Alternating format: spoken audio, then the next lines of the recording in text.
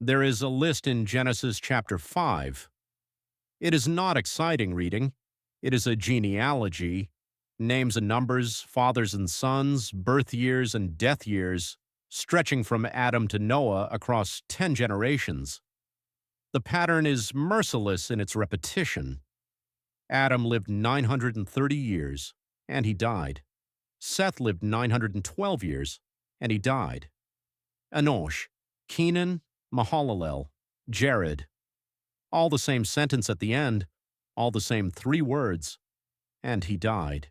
8 times that sentence falls, 8 graves, 8 endings.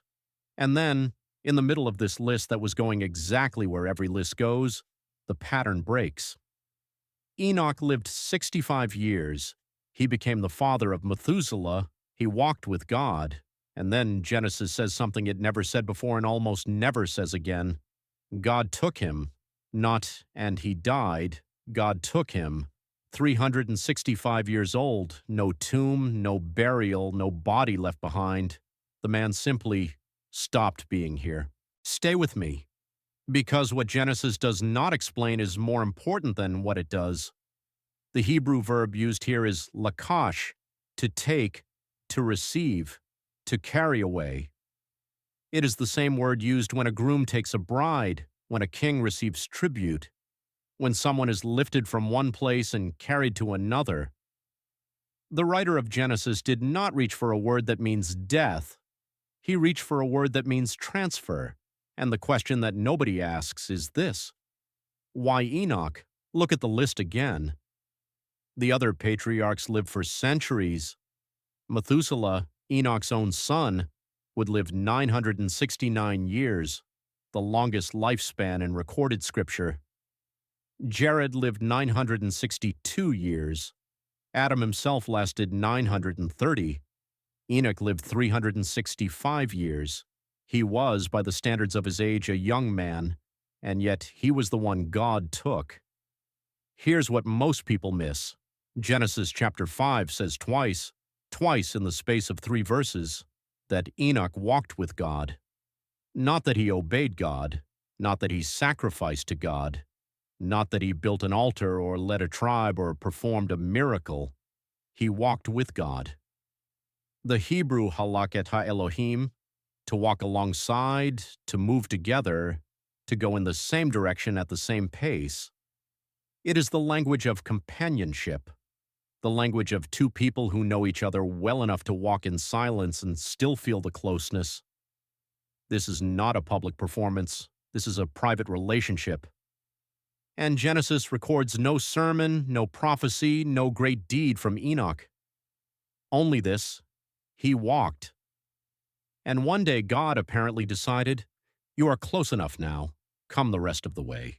If this story is already doing something in you, if you feel the pull of what Enoch had, then you already know why this channel exists. Subscribe so you don't miss what comes next. And stay with me, because the story is not finished. But the story does not end in Genesis. Pay attention to this. The book of Hebrews, written 1,000 years after Enoch disappeared, picks up his name and says something stunning. By faith, Enoch was taken up so that he should not see death. And then it adds, before he was taken, he was commended as having pleased God. There is a Greek word underneath commended, martyreo. It means to be witnessed, to be testified about. Someone, and Hebrews implies God himself, bore witness to Enoch's life and said, this one pleased me, not perfectly, not without failure. 365 years is long enough for failure. But in the direction of his life, in the daily habit of walking, in the posture of his soul, Enoch pleased God. And then there is Jude. One verse near the end of the New Testament, the only verse that tells us what Enoch actually said. He prophesied. He spoke about judgment and coming justice.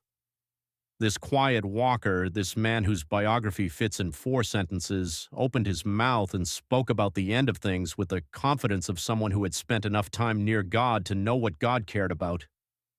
This is not a doubter. This is not a religious performer.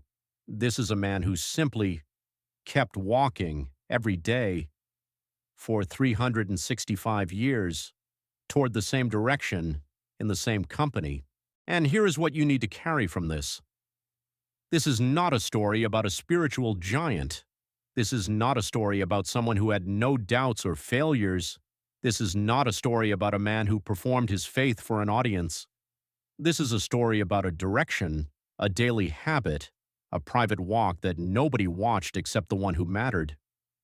The writer of Hebrews says that without faith it is impossible to please God.